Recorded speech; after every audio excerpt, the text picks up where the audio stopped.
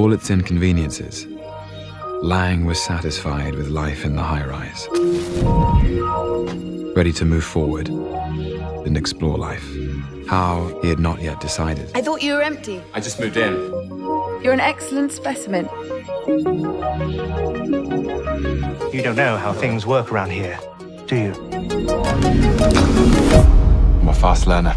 High Rise is a 2015 science fiction film that was directed by Ben Wheatley, and it was written by his wife Amy Jump.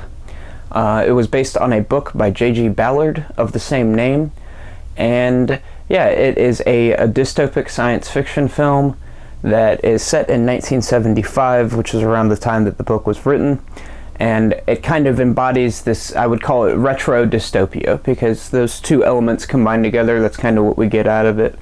And it's about Tom Hiddleston, who plays Lang, and he moves into the titular high-rise building. Within the building, the residents, they adhere to their own class structure, where the people that live at the top are high class, the people that live at the bottom are low class, despite them all paying the same rent. We pay the same charges as the top floors. We want our fair share of the power. It was pretty decent. I liked a lot of it. I liked the visual style of it.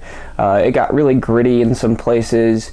It had a pretty decent juxtaposition of, you know, some bleak images that were, you know, kind of grisly, and then it would have some, you know, offbeat humor in it. And Tom Hiddleston as Lang, he was really good at kind of, you know, letting his anxieties kind of like bubble through, and you can kind of get a feel for his overall headspace.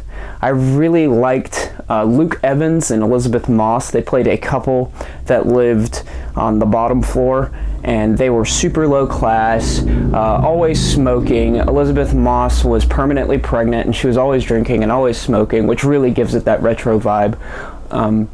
Yeah, Luke Evans was he was the star of this thing for me, because every time he was on screen, he just had such a fire in him, and it's just, you just want to watch him. Like, there's just one sequence where he's just like dancing, and it's like all in slow motion and stuff, and I could tell that, in my mind, Ben Wheatley just put that in there just because it was like so great to look at, to see him like jiving around with that mustache and looking all mean. And yeah, he elevated the whole thing for me. I really liked watching him. Also, Jeremy Irons was in it as Royal, who was the guy who kind of, you know, started the whole building and started the whole class structure. But yeah, it was good dystopic science fiction.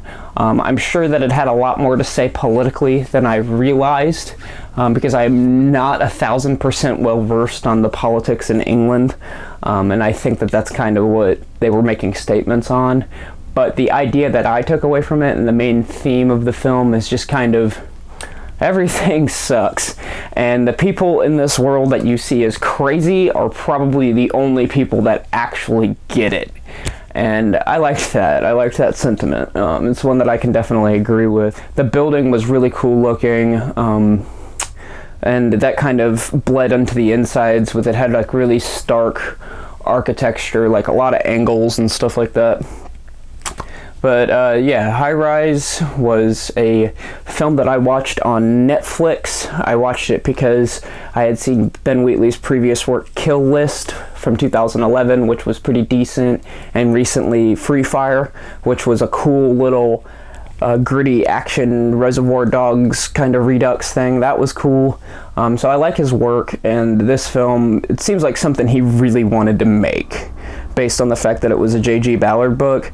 It seems like something it was in his wheelhouse, like, I gotta make a science fiction movie based off of this book. And he did, and he did a pretty good job with it. And it wasn't, you know, top of the line dystopic science fiction. It doesn't stand with the best of them. It's no Brazil, it's no Blade Runner, but it's good. It's definitely competently made and competently acted. And yeah, parts of it just feel a little empty and a little bleak. I could say that I guess that's what they were going for, though, but it still feels like a bit of a disconnect. Things would be better if we could afford to move to a higher floor. If you lower people, overload the system, there'll be power cuts. How's the high life? Prone to fits of mania, narcissism, and power failure. What have you got there? A kaleidoscope. What can you see through that thing? The future.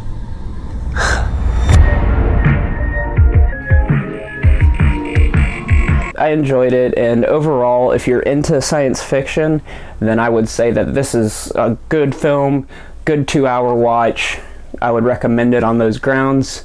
But yeah, decent little flick. I'd say give it a gander. This has been Roy on Celluloid, on Straight to Tape, on Ben Wheatley, on High Rise, on Netflix. You guys have a terrific day. Thank you.